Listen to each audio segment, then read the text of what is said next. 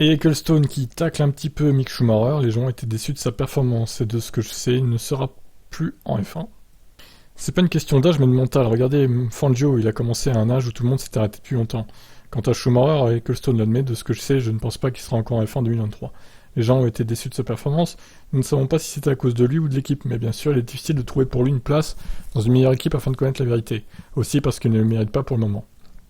Peut-être qu'il doit oublier la F1 et se concentrer sur les autres catégories du sport automobile. Son nom est son plus grand fardeau, mais il essaie de le respecter du mieux qu'il le peut. Et c'est ce qui le met dans tous ses ennuis. Par conséquent, oublier la F1 et gagner dans une autre catégorie, c'est mon conseil pour lui.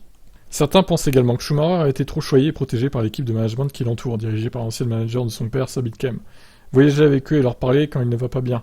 Il a peut-être besoin de personnes comme ça, mais certains n'en ont pas besoin. Si vous jetiez Verstappen à la mer, il survivrait même s'il ne savait pas nager.